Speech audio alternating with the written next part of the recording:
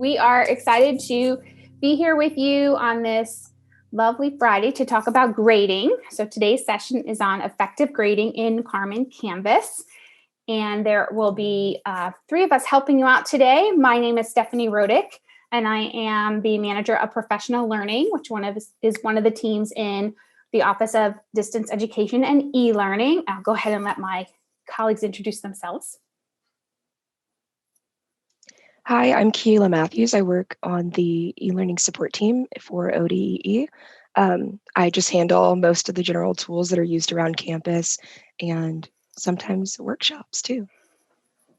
We're excited to have you. Thanks. Go ahead, Queenie. Oh, sorry. Hi there. I'm Queenie Chow, and I'm a consultant in ODEE. I work on Stephanie's team. So Queenie, do you want to share a little bit about, Queenie's going to be our chat monitor for today, and maybe now would be a good time for you to just share a little bit about how we're going to function with the chat and questions. Sounds good. So if you don't already have the chat window open, I just typed something in there, so you might see a little notification on your screen. So on a computer, it's kind of in the bottom middle. If you click on the speech bubble, that'll fly it open. If you're on mobile, you might have to tap your screen or swipe over to find the chat. So I will be sharing some articles in there throughout the session.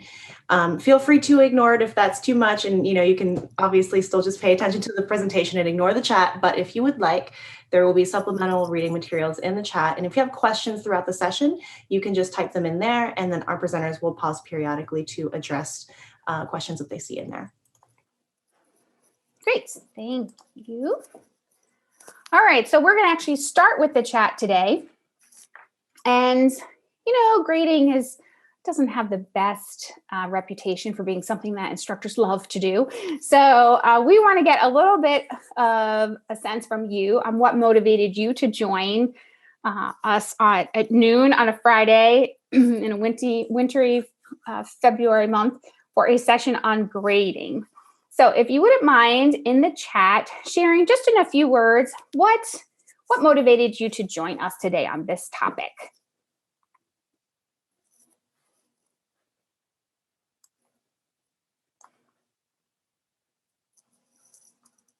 All right, so we've got professional development and learning all that you can on Carmen. So Carmen's got a lot of parts to it and a lot of tool sets. We will actually see quite a number of them today. Keela's going to share with us how that tool works. Yeah, I figured some of you have some things that, as Brandon mentioned, there's, some of us have had some challenges, and maybe we don't know what all of the actual tool set does for us. So a few of you mentioned doing things more efficiently and grading more efficiently. So we're going to actually be doing two pieces, I think, today that will help with that efficiency part. So as you continue to answer in the chat, I'm going to go ahead and briefly talk about what our outcomes are for today.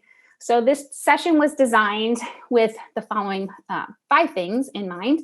We are going to talk about the tool, the CarmenCanvas tool, and how to grade using that tool. So we hope that you'll be able to explain that by the time we end today. We hope that you'll be able to identify the efficiencies that are embedded in the Speedgrader and the quiz settings. So Keela will show us some tricks of the trade here of how to use those tools to make our lives a little bit easier from the grading perspective. And then we'll also we'll talk about some best practices. So we hope that you'll be able to list what those best practices are for creating effective rubrics. So rubrics are not everyone's friend. So we are going to have kind of like a mini workshop inside our workshop right in the middle of our time today. And because we are going to talk about the rubric tool, I will do a little piece in the middle talking about how to make those rubrics even better. It's hard to write a good rubric. And if we're not writing a good rubric, it's not going to make it more efficient for us. And it's not going to be a good tool for helping your students learn. And if we want to put it in Carmen, we might as well make it as good as we can possibly make it. So we'll spend a little bit of time in the middle talking about how to create an effective rubric. And then at the very end, Keela will come back and talk to us about how to actually work that rubric tool, but also the gradebook. So because those are our outcomes, our agenda is going to follow right along in this path. So we'll start off with Speedgrader, then we'll do that rubrics piece, and then we'll talk more about the automated feedback features that are built into Carmen that will help you make things more efficient, the gradebook. And then at the very end, we have a few resources. However, as you will see, Queenie is going to be posting quite a bit of resources as we go along. Keela and I will both be answering questions as well in the chat. So you'll have a lot of resources as we move along. One thing that would be helpful is Queenie gave you the ability to download the slides. So that would be good to have handy when you are kind of diving deeper into this, when you have a little bit more time. So that would be good to have those on hand. There's also a recording of a previous version of this session that lives on our playlist, and Queenie will end up putting a link for that later on.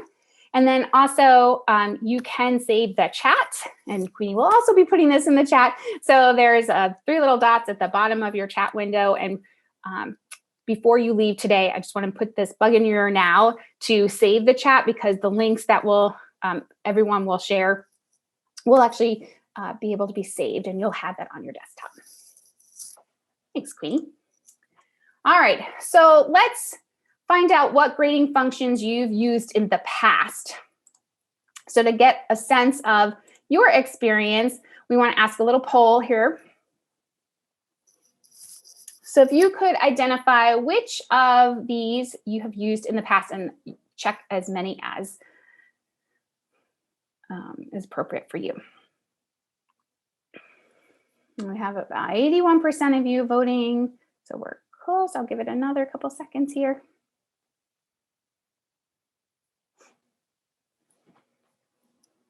All right, ooh, 100%. Queenie, we got 100%. That never happens. Okay. All right, so this will help us understand what your experience has been. So a lot of you have used Speedgrader, but I see that a number of you are hoping to find some more efficiencies in that process. I am so glad to see that 7 of 11 of you have used rubrics. I did not ask if you hated rubrics. Some of us really get challenged with them. So one of the things that I'm hoping that you can do is think about and maybe even look at one of the rubrics you've created as we move along in that section. And then, as I mentioned, Keela will actually show us how to put that into Carmen. Right, so not surprising, Keela, we have not a lot of folks use automated feedback in quizzes. We had that last time too. So that will be new for quite a number of you. And then the gradebook, I'm not surprised that almost all of us have used the gradebook. There are always some questions though. So we will hopefully be able to answer any questions you have about how you've used it in the past. So while we are going through this session today, I think it would be really helpful if you are able to start envisioning your own courses. So one option for you is to open up, if you have a dual monitor or you have a big enough monitor where you can also be looking at one of your courses in the Canvas tool. That will help you kind of move along with us and see what questions kind of arise for you. You do not have to, but you are welcome to do that. And you may want to use a course that you've already created some assignments in, because when we get to the gradebook is only created once you have published assignments, quizzes, and discussions. So if you're opening up a new course and you haven't created and published any of those assignments and quizzes, you're not going to be able to see anything in the gradebook. So choose a course that you've got something in there under assignments or exams and quizzes. And if you want, since a lot of you have used a rubric, when we get to the rubric section, you may want to open up one of yours that you've used and created. So again, you can kind of follow along. And one of the few moments of processing time I will give you is for you to look at what you have and think through what you could change to make it a better tool for you and your students. Okay, so we're going to do a lot of talking. We will be doing a group activity when we talk about rubrics. No need to freak out about that. It's very low key, but we are going to give you some examples to look at. And then thirdly, if you have something along next to this workshop, you can kind of go through the process with us. All right.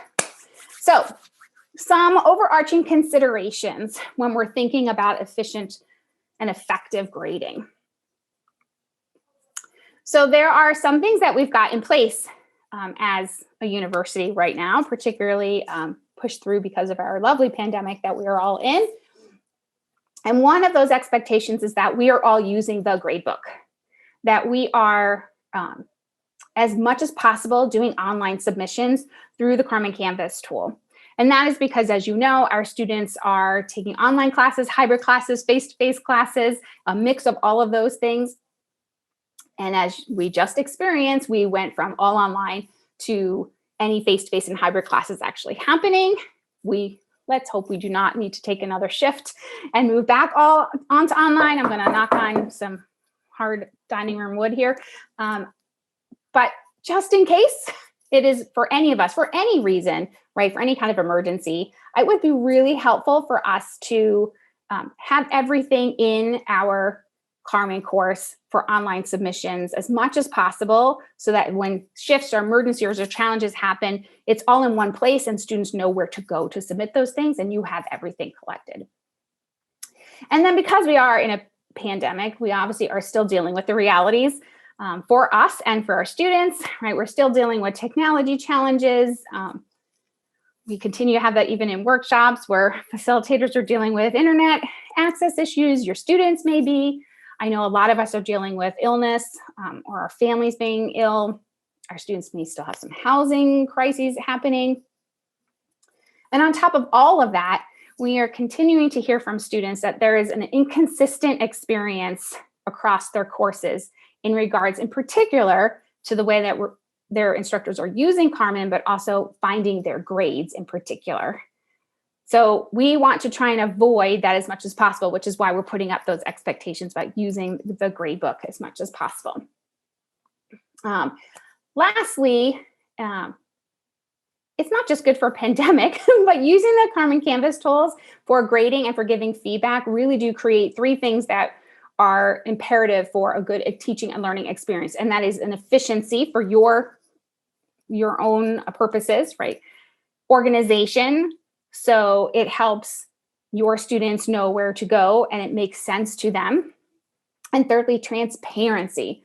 So, right, in order to learn, our students need to get that feedback and they need to know, why did I get the kind of grade that I got? So that's what we're going to talk about, all the ways that you can give that kind of feedback so students can grow and be more successful. Okay, so I'm going to stop talking and Kayla's going to take over and start talking about our first tool.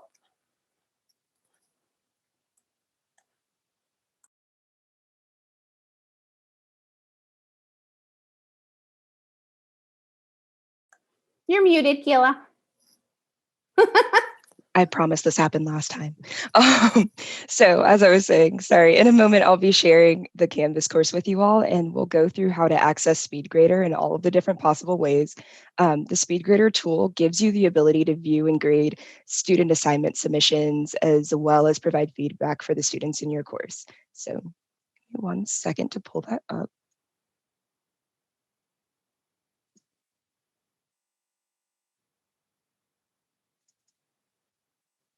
Okay. So the first way that you can access Speedgrader is directly from the Gradebook. So if we come over here to grades, let that load, you'll see all of your assignments listed at the top. If you just click on one of your, actually go back, sorry, don't do that. If you see this 3-dot menu, you'll click on that and then click on Speedgrader from the list below. And that'll take you directly into the Speedgrader for that particular assignment. Okay, and then the next way is to go to the assignment itself. So if you click on the Assignments tab in the navigation window, you can click on the assignment. And then you'll see Speedgrader over here on the right.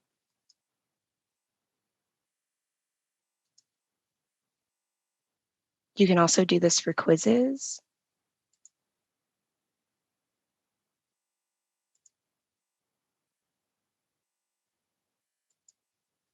Select the quiz, and then Speedgrader is over here as well.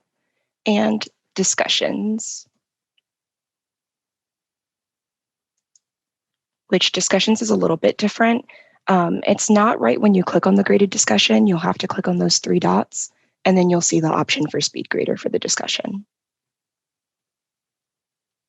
Okay, and then when you're in Speedgrader, you have a couple of different options and settings that are all within here. If you click on the drop down, this gives you your list of students. You can scroll through and see the different icons showing the grading for the students. So this one with the orange hasn't been graded yet. And then these with the green checks have been. You can also filter through students by clicking the arrows, and it just takes you backwards or forwards. Okay, you also have the option by clicking on the gear icon in the top left, and then go to options, and you can sort the students by the day that they submitted the assignment, by their submission status, or by their names, as well as hide the student names if you didn't want to see those for any reason. Okay, and then this is also where you can add a comment for a student. So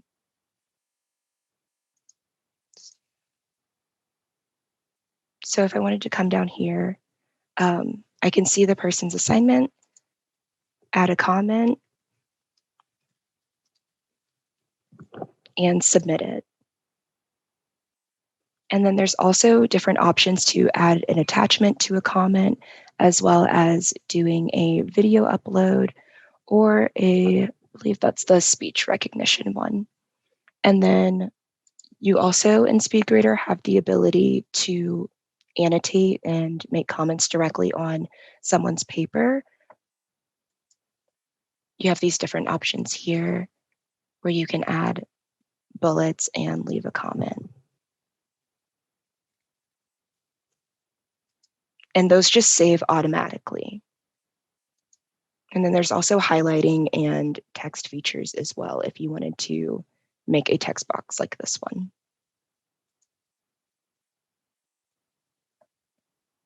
Okay. So are there any general questions about Speedgrader? MJ had a question about, I don't know if you have the chat up, but MJ was asking about when they click the 3 dots next to attendance for a week, it won't let them speed grade for everyone. I don't know if you could see that comment.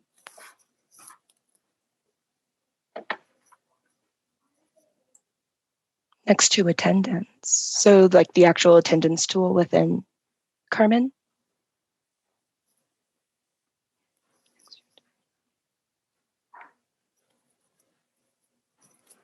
I guess I'm confused in the location.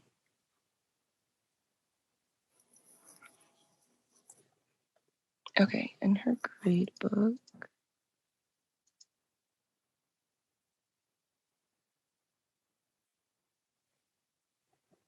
So are you?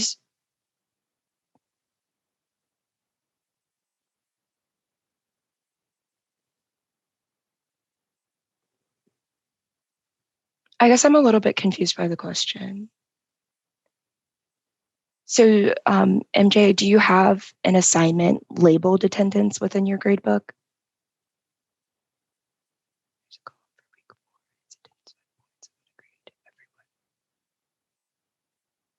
Oh, okay. So instead of going to Speedgrader, you just want to grade everyone. I mean, we can talk about this in the gradebook section, but there is a way to set a default grade for an assignment so that everybody just gets the same grade, if that's kind of what you're looking for.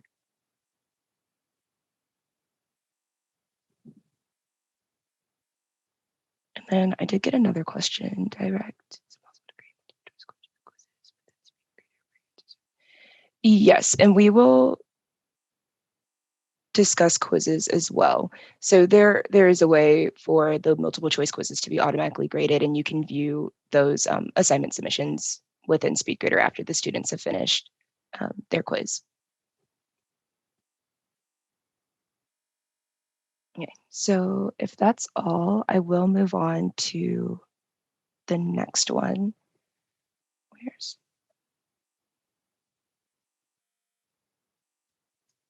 Oh, okay.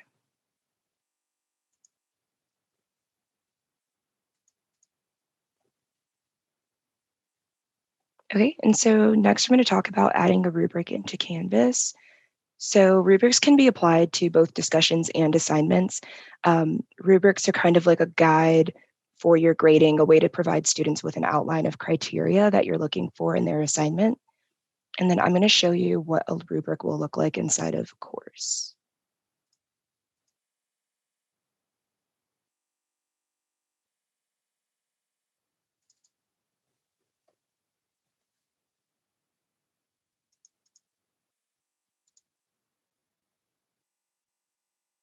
Okay, so if you already have a rubric set up, when you click on your assignment, you're going to be able to view that rubric down at the bottom of the assignment. So this is what you'll be able to see and what the students will be able to see when they're viewing. In order to apply a rubric to an assignment that does not have one, you'll want to first go to that assignment. And then after it's been created, you can't create the rubric like during the creation of the assignment. It has to be applied afterwards. Once the assignment's been created, you can come down here and select that plus rubric button. It will automatically just generate a general rubric. You can give it a title.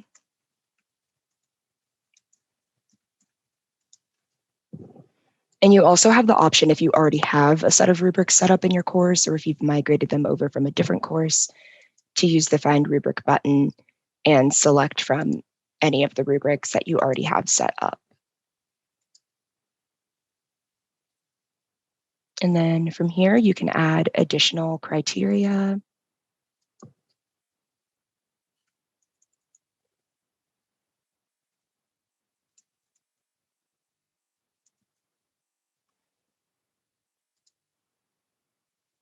And then you can use these buttons to add additional points and scoring.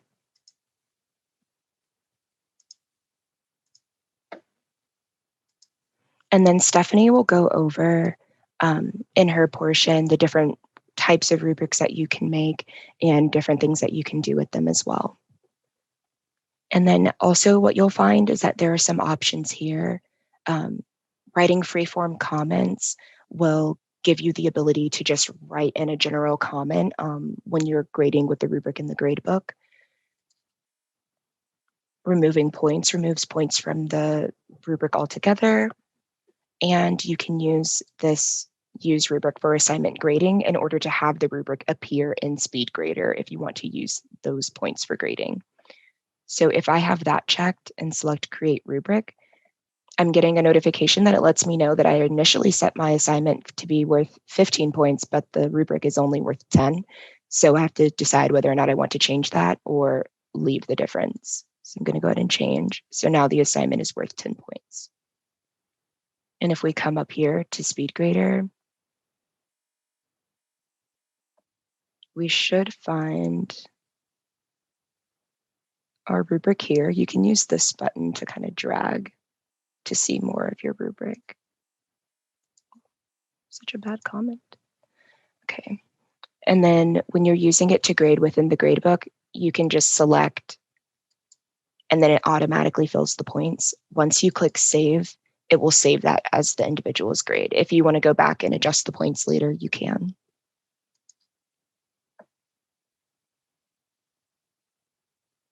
Okay, and then are there any other questions about just the general setup and how to apply rubrics and whatnot?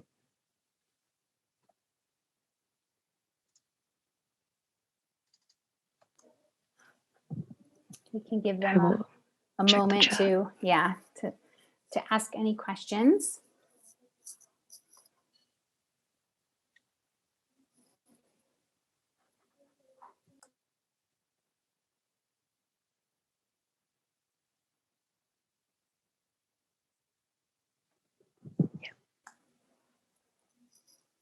All right, so I don't see any others coming, so I'm going to move us along here.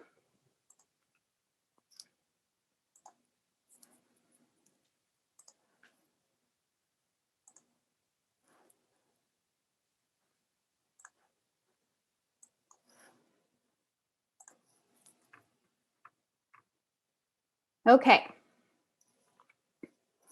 Everyone good? You can give me some kind of reaction. You're all very quiet.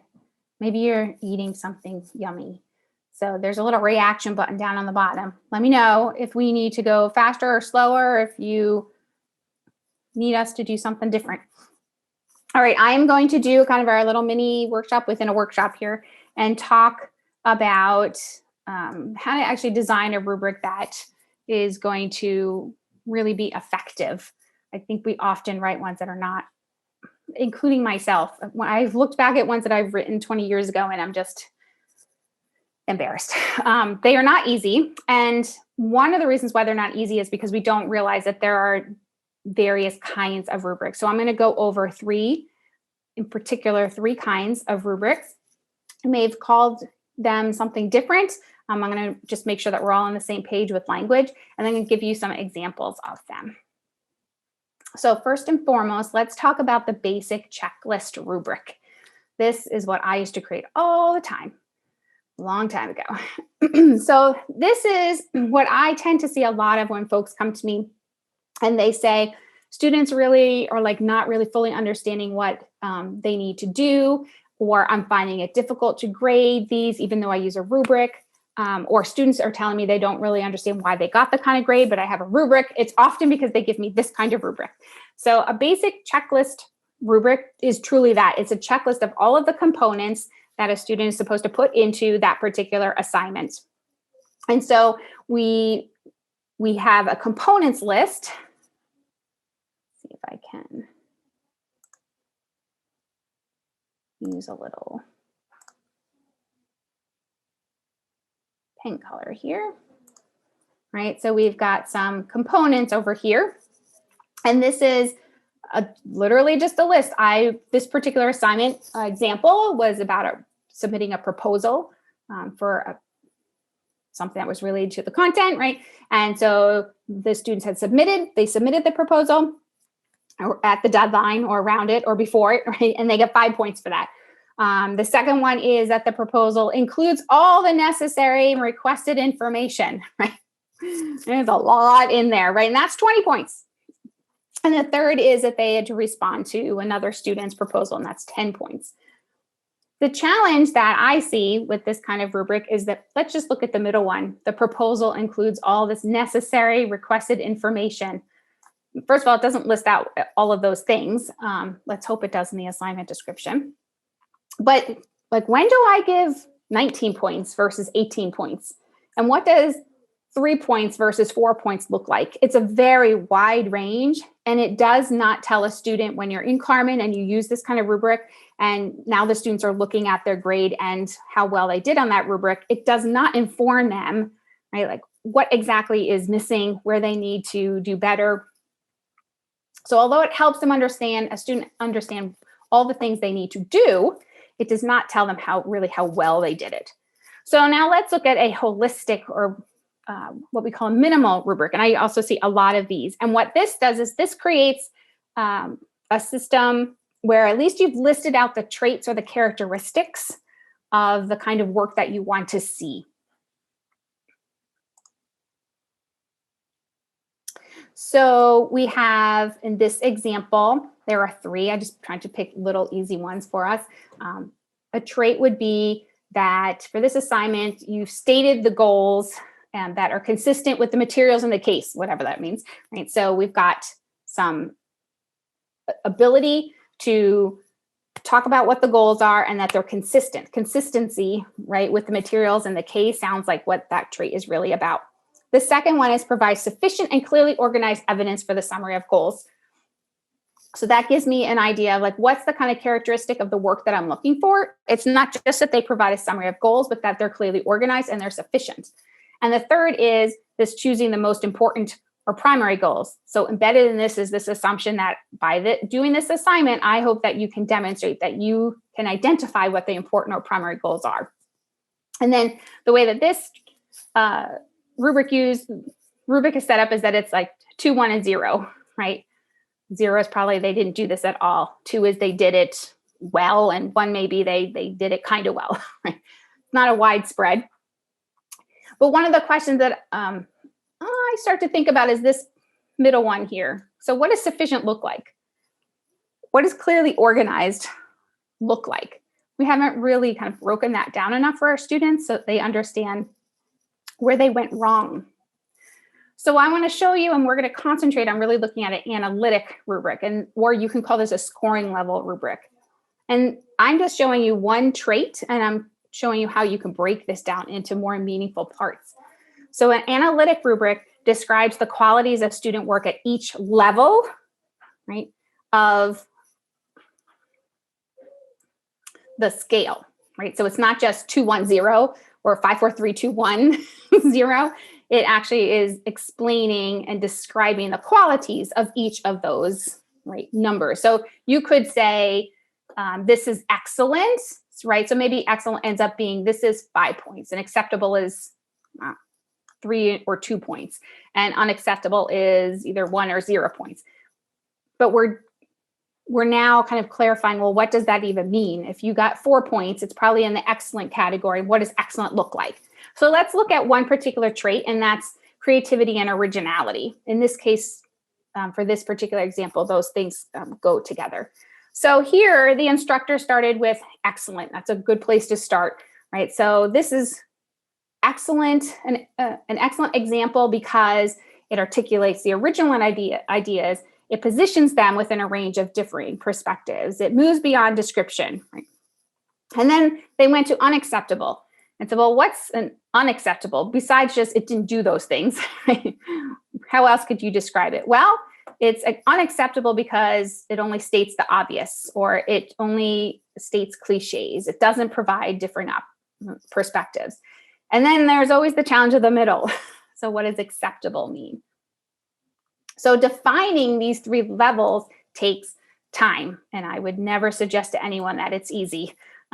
But it does put the work up front so that you're not having to do all of this thinking about, well, what is this compared to this kind of answer in the moment when you're trying to grade at midnight and you just want to go to bed. Right? So let's talk a little bit more about how to develop this kind of meaningful rubric. So a meaningful rubric, one that is meaningful not just for you, but for your students, is one that does include the criteria or the traits. It does actually outline what are the skills that students need to demonstrate, right, that they've done in completing the task. We need to have a scale or some levels of performance, right? Not just it's done or it's not done, that checklist, right? It's got levels. And then it also describes those levels. So what do they need to actually show you when you want to see something that is demonstrating critical thinking? What does that mean? What does it look like? What are the different levels, right, of critical thinking? And if it were acceptable, what does that look like? So we have to differentiate the levels. So here's an example of a holistic rubric that I'm going to change over into a scoring or analytic rubric. So here's an example with 2 traits. These are ones these are not mine. I did not make them up. They're actually ones that people have used here at the university. And this is one of the things that we did together was make this holistic rubric and change it into an analytic one. So they do have 2 traits listed, right? They have content over here and they've got synthesis down here. So they care about 2 things. And they do have, right, some different categories. There's exceeding expectations, right? There's meeting, etc. down the line. And then there's nothing, right? They didn't do anything. So one of the things that I usually look at and to see if this is going to work for you is I look, somewhere, let's look at meet expectations. Somewhere in here, here's a good one, evidence of critical thinking, right? What does that actually look like? It's still really vague and fuzzy in this particular rubric, and it may not be helping you grade. So I just highlighted here in this example all the ones I'm like, what does it mean that it's sufficient depth? What in the world does that look like? What does it mean to demonstrate understanding? What does it mean that it's supported by credible sources? How many sources? What does credible look like? So one way to do this is to look at where all these like kind of fuzzy, vague things are. And maybe those actually are your traits, right? Maybe it's not just that they put the content in and they synthesized. In some ways, that's bordering on, right, a checklist. They've done these two things, but really what you're trying to grade is how well they've done the things here in the middle. So what would happen if we took those things and we put them now as our traits? So the first one now becomes that they've included it. So they either did, they didn't, they did it partly, right? You can see they provided extra, they left more than half out. And now we're going to dig deeper into what does it mean to cover something sufficiently? And I've defined it now in my different levels here. There's evidence of critical thinking. So now I've started to write out, what does that even look like? Well, that means at the very least, to meet my expectations, they need to make accurate connections between two different things. They need to question the sources that they brought to this assignment. And maybe exceeding expectations, right? So this is meeting, like this is good work. This may be for you a B plus, right? An A- work. But maybe an A, it's a really good A, is they take it even one step further. So that's also something to think about with rubrics. A lot of people don't like rubrics because they say, well, there's no room for like the exceptional work. And my retort is usually, well, it could be because you haven't built that into your rubric, right? And what happens is when this column meets expectations, becomes your highest level, it's very easy for us to have some grade inflation. Right? It means that we've kind of skewed the scale. So more and more students are meeting our expectations, which is great, but it doesn't really leave room for those like exceptional jobs that students do when they exceed those expectations. And we can't really give them an A+++, right? So something for you to think about is like, where do you have these levels at? Where does it end? And do you have a column that's for that exceptionality stuff, that it's really creative or it exceeds your expectations? So one way that I find helpful is to look at what did we call those top things. So the examples I gave you were meeting expectations, right? Not meeting expectations. But there are other ways to describe those things, right? And it could be, if you look here, like sophisticated is very different than meeting expectations. Meeting expectations could be the language that makes sense for your field. And this particular assignment is that it's competent. They had competency in doing these skills. But there's room here for being partly competent, not yet competent at all, and also a really sophisticated, right, job with meeting those tasks. Or maybe advanced, intermediate, and novice fit better with the kind of ways that you talk about things in your field. Or distinguished and proficient, immediate, intermediate, and novice. I just don't want you to feel like you have to get stuck with just using numbers. And I also don't want you to feel like you have to get stuck with just meets expectations, right? Or doesn't.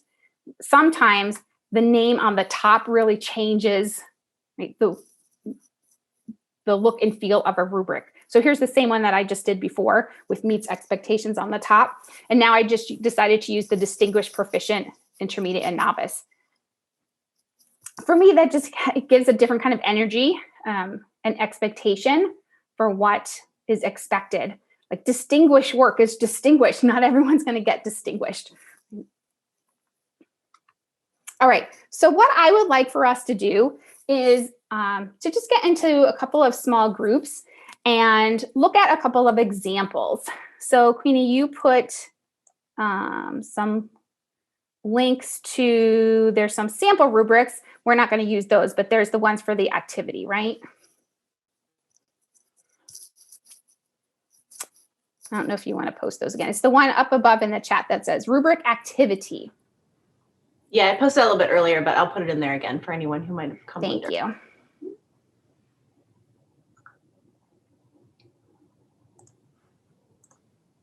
So the one that you're going to be looking for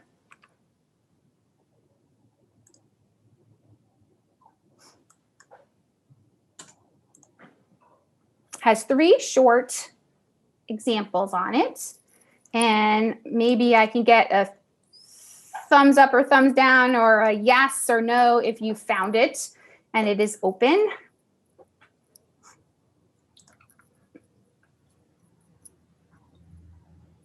It should look like this. And it's the last file that Queenie put there in the chat.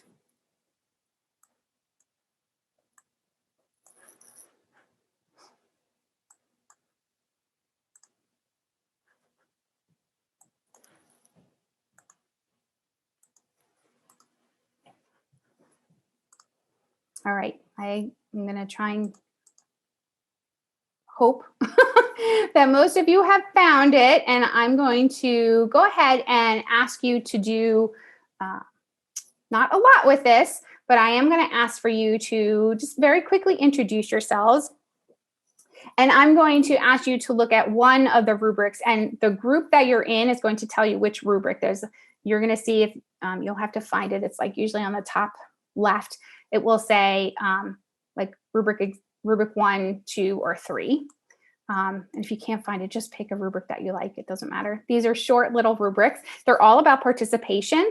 The first one is about discussion posts. So how do you grade discussion posts if you're doing a Carmen discussion board, for example? And then the other two are about class participation. And I chose these on purpose because this tends to be where instructors don't really know what a rubric for participation would look like. So I wanted to give you a couple of examples. All right, so there's 13-ish of you.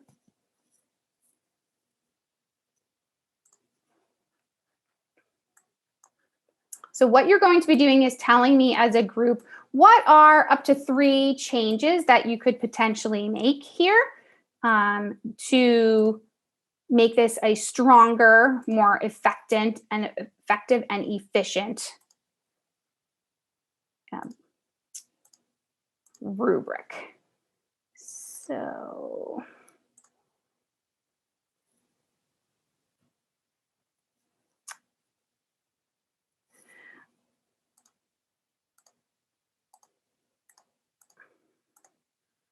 it's just going to take me a second here to move you to something. Queenie and Keila may shove you into a room. You are welcome to stay or come back. 3. And we'll put you in 3. Okay.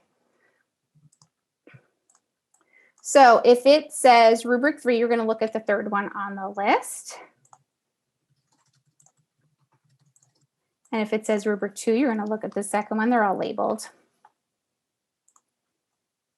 And then our first one. So just quickly say hello to each other and look at the example and come up with, what are 3 things that you could potentially change? So I'm going to give you just a little bit of time, let's say 6 minutes or so, to see what you guys can come up with. All right, so we're all back. So I have just a couple of minutes here until I need Keila to jump back in and talk about the other stuff. I wanted to do a tiny little bit of debrief here and find out from you what are at least 1, maybe 2 of the things that these rubrics could use some help with, some changes that could be made to make them more efficient. So my group that did rubric 1, this is the discussion post. Would you care to put in chat, at least one person from the group to put in a chat, what is something that could change? What could be adjusted here?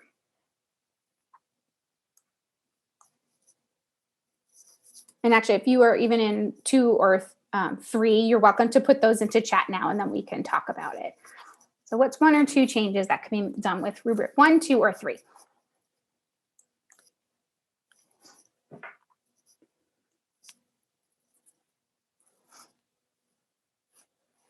And while you're doing that, I will tell you the one thing that made me chuckle about this rubric. So I gave you the link at the bottom of each of these rubrics of where I got them. from, and I love the fact that some of them are from teaching centers across the country. They could use a little bit of help. But my favorite for this first rubric was this giant responsiveness to discussion topics and demonstration of knowledge and understanding from assigned readings. Do you see that? Here on the screen under rubric 1. It's like, that's a lot. That's more than one criteria. So maybe there's a couple more traits here. And there's probably 3 listed in that criteria. So more consistent detail for each level. Yeah, so we probably could use a little bit more. Other things you would change.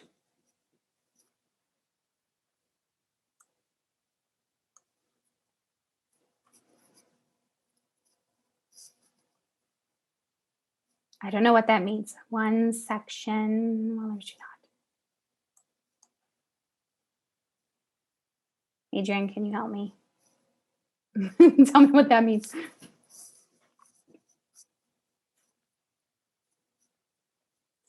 And then let's look at 2 here, where we're going. It's detail, yeah. So some is really detailed, some are not. So looking at rubric number 2, I do like that they've got the exemplary, proficient, developing, and unacceptable. There's a lot here in the traits. This was a lot for you guys to read who did rubric number 2. It does always make me worry that if there's so much under that particular trait and level, that perhaps there's actually more than that trait, right? Maybe there's more here. And, you know, one thing to always think about with rubrics is, let's just say you're asking for that the comments, I'll use this rubric number 2 here, that the comments are insightful, that the comments are always insightful and constructive and appropriate terminology. Okay, those are 3 different things. What if it's sometimes insightful, not always appropriate, and you don't really know, like sometimes it's not always constructive. So that's why they have this like 90 to 100%, right? It's basically, here are my A's. You just want to think about, is that too wide? You know, that's a really wide range.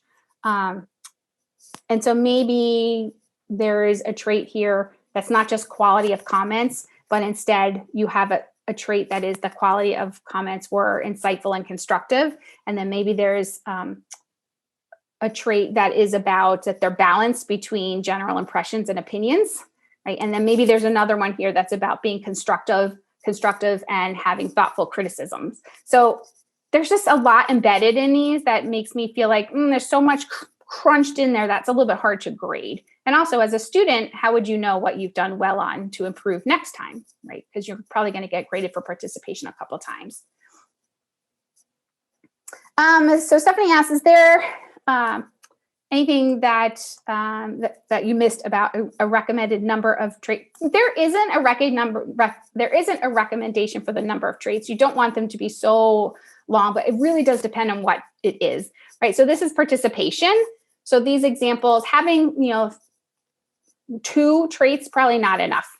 Having 7 or 8 for class participation feels like way too many, right? If it's a huge research project that you're having them do, or a big giant lab experiment that you're having them do, like having 3 traits is probably not enough. So it really kind of depends on what the assignment is. So there isn't a number that I can tell you, but think about if you're doing a capstone assignment where they're supposed to be pulling in all those learning outcomes for you at the end, there's probably a lot, right? If that's like 35% of their grade and it's this massive project, they are supposed to be pulling in all of these skills, it's probably a pretty big rubric.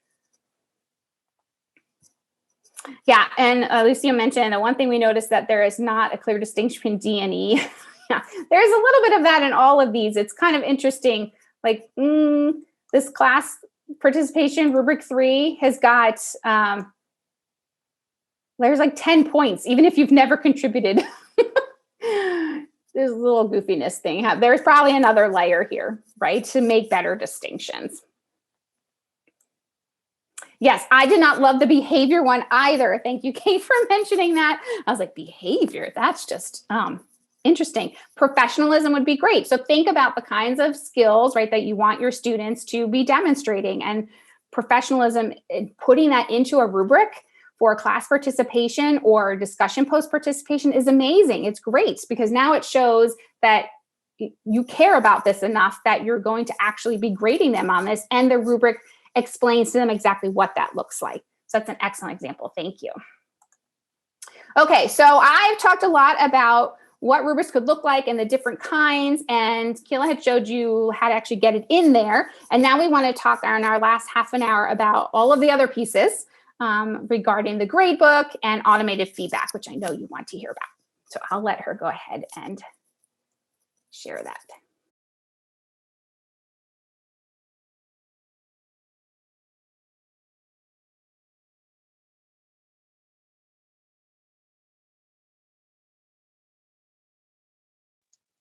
Okay, so yeah, for this next portion, we're going to be talking about automated feedback in quizzes and different things that you can do in order to set up your assignment to give students comments and feedback right when they're done with the assignment.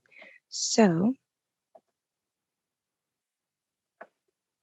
sorry, I'm working with 3 monitors here. It's honestly kind of difficult.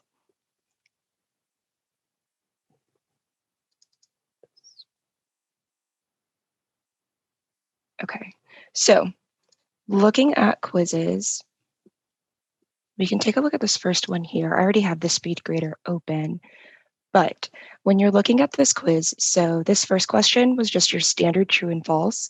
What we have here are these automated feedbacks that are given to the students once they've submitted. Same thing for this one on their essay question. This one is a general feedback, and this one is a correct answer feedback. And we can go into the quiz and look at the details on how to set that up. So in general, when you're on the edit page for the course or for the quiz, you'll go to questions.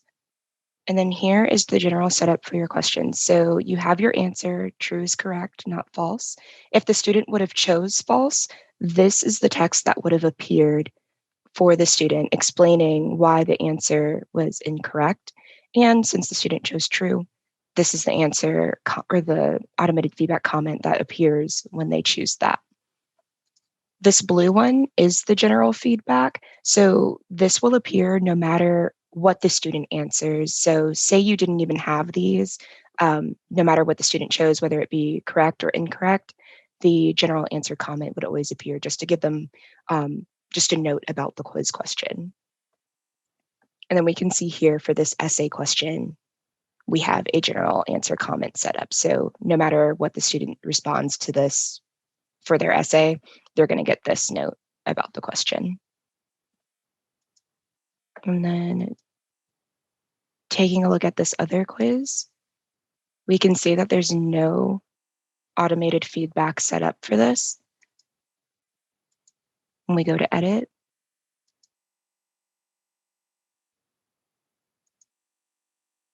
we can edit the question.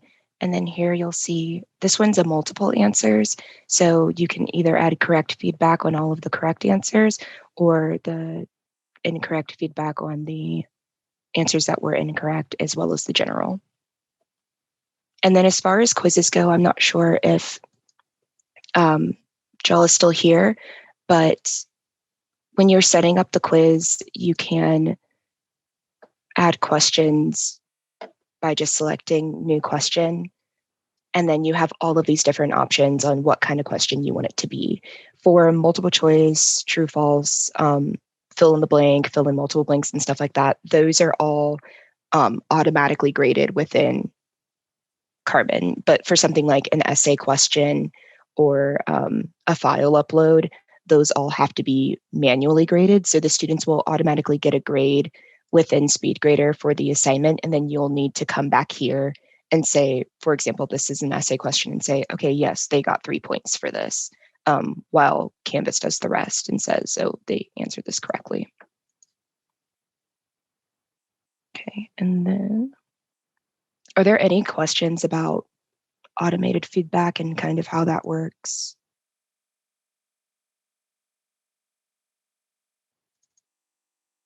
Oh, Let me check the chat. I haven't seen any yet about that, specifically about feedback. No. Okay. But Karis did talk about how helpful that will be, right? That the system just will automatically let them know like why they got something wrong rather than them asking you. Lucia has a quick question about surveys. I don't know if now is the time, but we can, if you want to put that in there, we see it in your chat, we can. Yeah, surveys are kind of along the same lines as quizzes, so.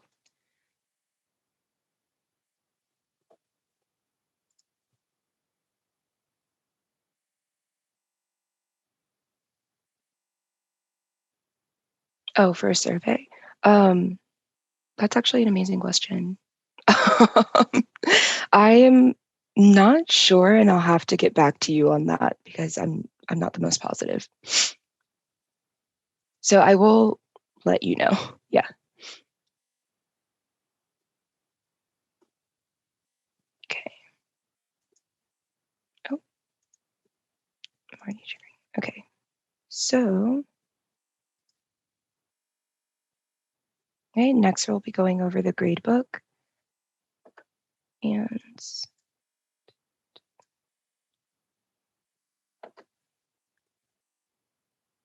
so just some general things with the gradebook that you'll find is just the different way to display points, whether or not students can see totals and different things like that.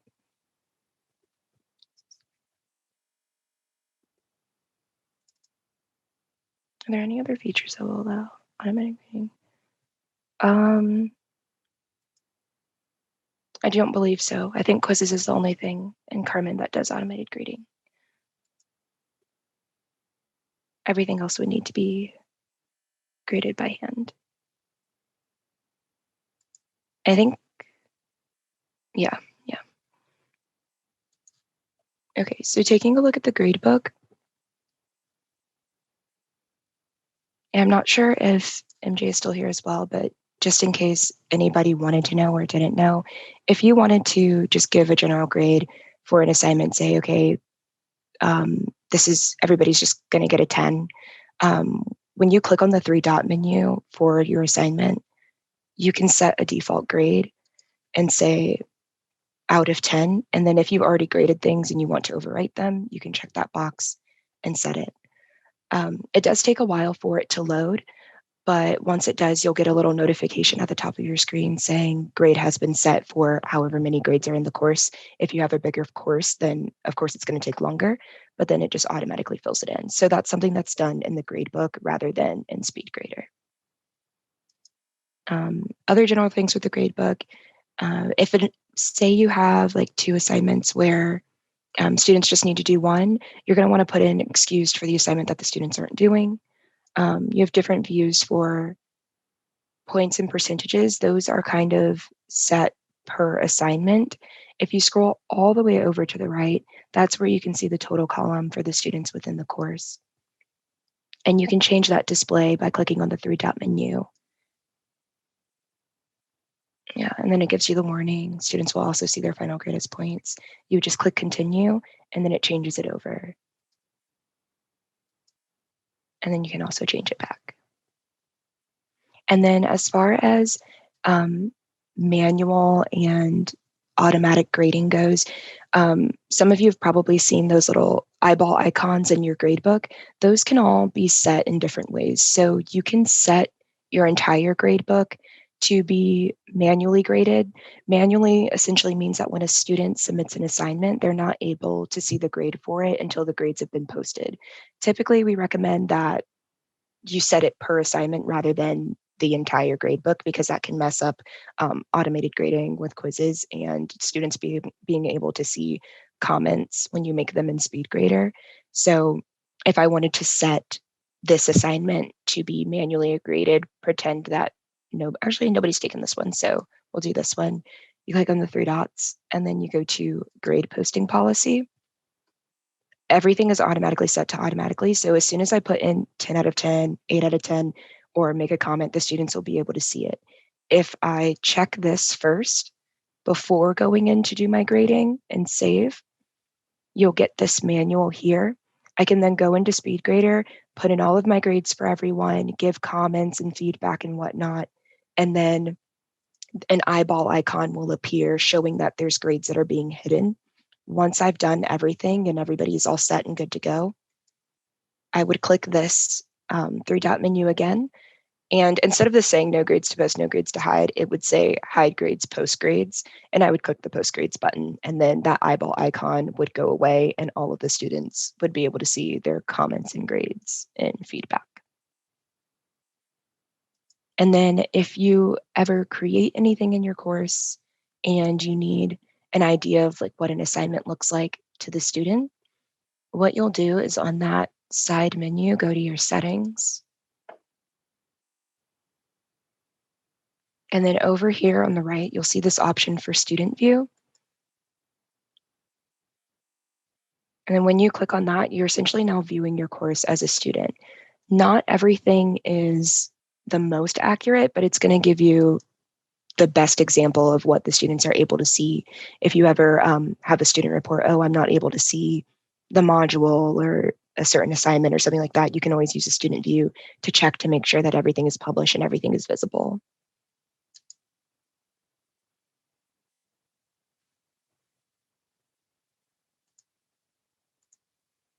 Okay, and then were there any other questions about using the gradebook at all?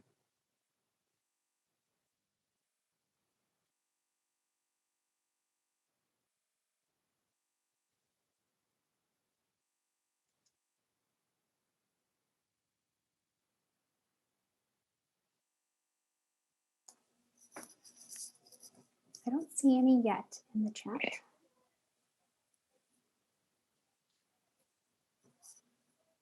If not, there is one more thing that I forgot to show. Go ahead. Okay. Oh.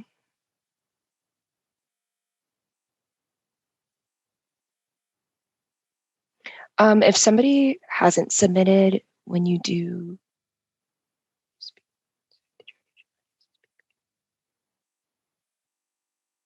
yes, I did, but I can go back and do that too, Queenie, if I need.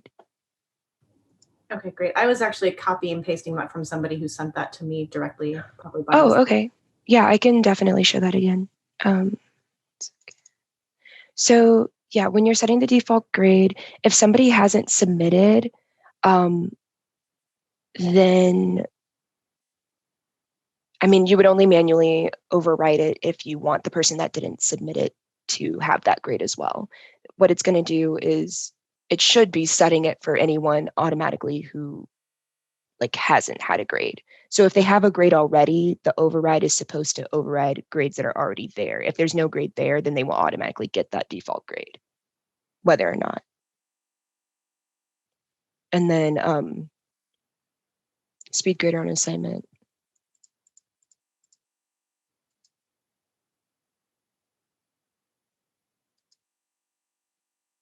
So when you go into the assignment and go into Speedgrader, you can use the rubric view and kind of highlight what they've gotten. The student doesn't have a submission, but you can click through and it'll apply the points over here on the side and calculate the total for you. Once you click save, that updates, and now the student has a 41 out of 50 in the gradebook. And then the other thing for the gradebook that I did not show is the gradebook history view. This is typically useful for anyone who has a lot of TAs in their course or something like that, and you're trying to keep track on who's grading what and what has been graded. If you go to the gradebook history, you can see when and what time the scores were put in for a certain assignment, and it'll show you what the score was before, after, and then what it is now when it's changed. And then you can also do different filtering options to filter who graded the assignment, what student you want to look at, what assignment it is, and then the dates that you're looking for. And that can be helpful for instructors that have a lot of TAs in their course and a lot of different people are touching grades and moving around. And that's just in the gradebook. You'd go to this drop-down menu and choose gradebook history. And then if you needed to look at a student individually, you can go to the individual view if it goes.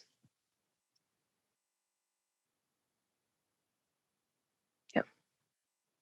And this has a bunch of other items as well. Yeah.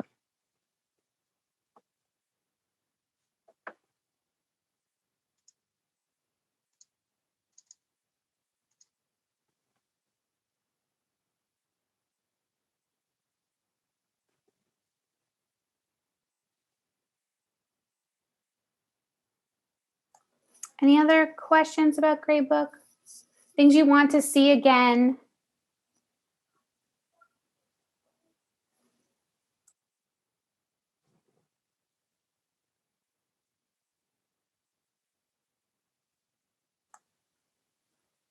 Mm. Do you see Yeah. Stephanie's question? Okay. Yeah. Which I can show that one more time for anyone that doesn't know where that button is.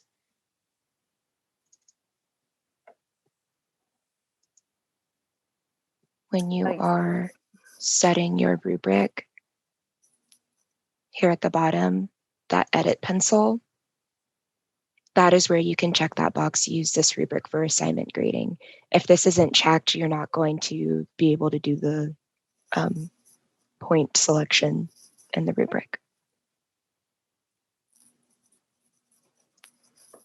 I've gotten the question, well, why would I want to do that anyway? And I will say that sometimes rubrics are challenging, as I've mentioned a dozen times already, and sometimes you just need to use them quite a bit before you like perfected it. Mm-hmm. And so if you want to use that rubric for yourself, right, to like help you grade, and then you post the grade, sometimes it's just helpful to have it so that it's not something that they then see over in what happens is then, of course, you can't, it's not, kind of defeats the purpose of having a rubric, but sometimes. So yeah, you really need to make sure you click on that button at the bottom if you're actually going to use it and want students to see it. Yeah. Let me, Denise Queenie can answer that question for you, Denise. Let me ask another question that hasn't come up, but has come up in other sessions, and that is just the peer review function, because students, when they're doing peer review, I just want folks to understand how that works. It's not necessarily you don't have to show us how to set it up exactly, but the idea is that when they're using peer review, they also use Speedgrader. They can also have a rubric that they use.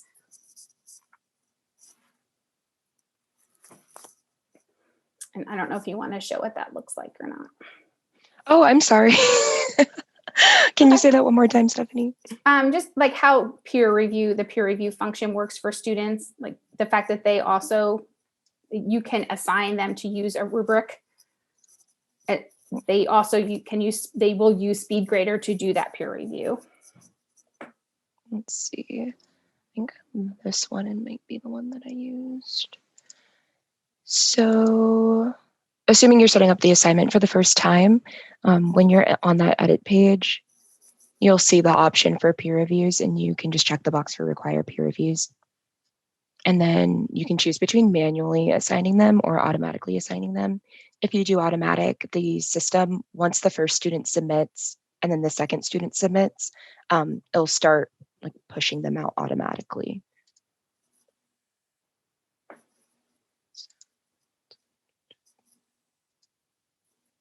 Okay, when you click on that peer review button, this is where you can go through and say, okay, I want this student to peer review this student, and so far, so forth.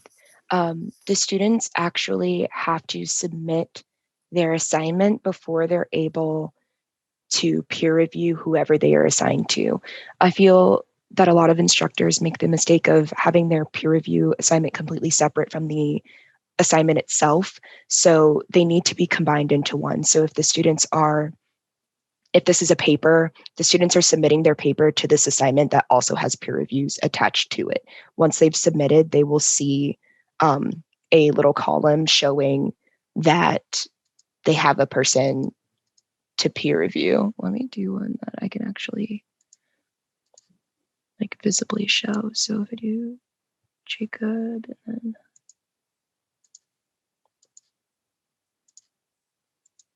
so click add.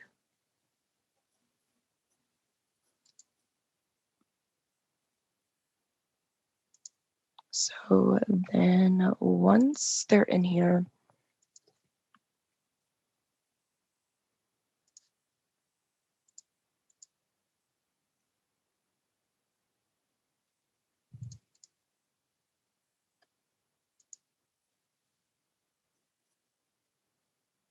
sorry, I'm doing a lot of background stuff right now, but oh, We don't have these goodness. abilities.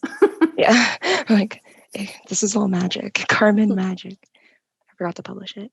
Okay, let's try that again.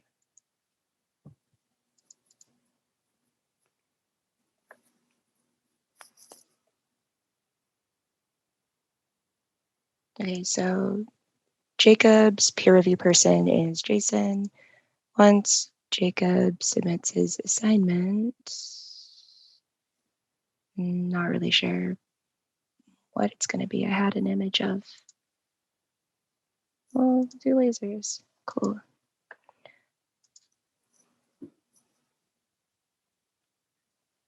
Oh, okay, so he's got the confetti. So as soon as he submits, you'll see, oh, my assigned peer review is Jason. If he goes and clicks on it, he'll see that Jason hasn't submitted yet. But once Jason submits, he'll be able to click on that and make comments and whatnot.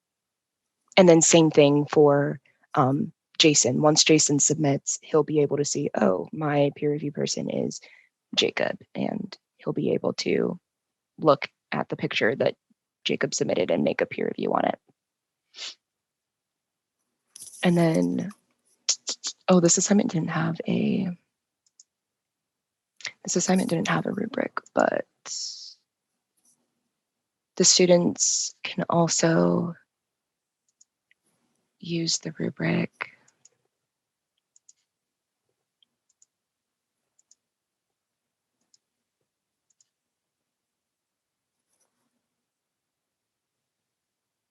to grade one another.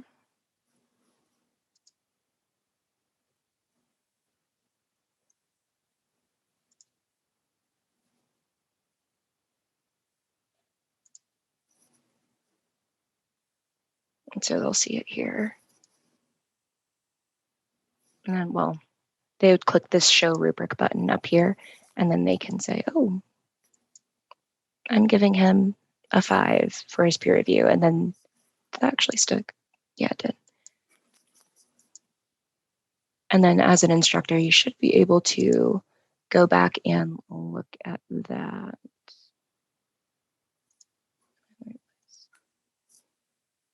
And yeah, so then it's showing you for Jason's, this is the assessment done by Jacob, his peer reviewee. And it shows you what they gave them. And then as an instructor, you can go in and say, yeah, I think Jacob was right. I also want to give that student a 5.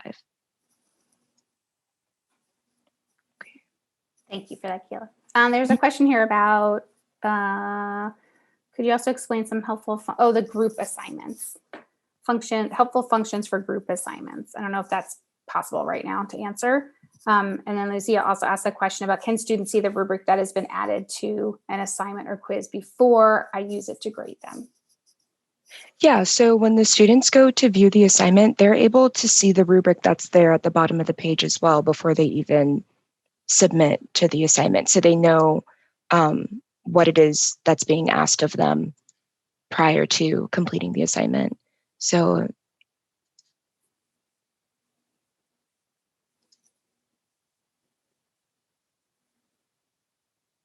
goodness, it's all the way down here. Oh, so this is the new RCE view, if anybody has seen it yet, but they would scroll to the bottom and then click rubric, and they can see the rubric that is set by the instructor.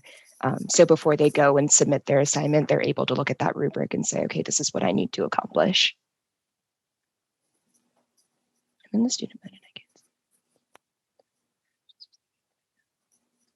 Interesting.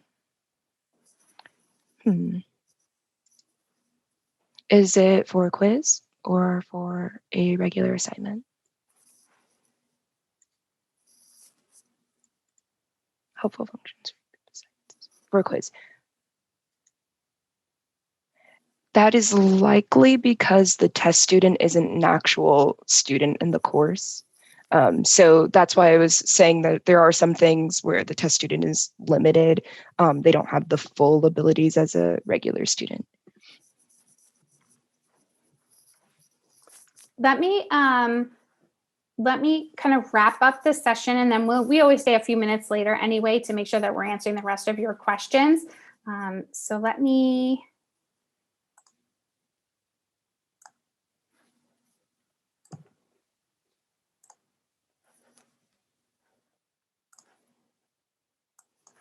get all the way to the end here and make sure that I am sharing what the resources are. And you're welcome to just keep putting your questions in there.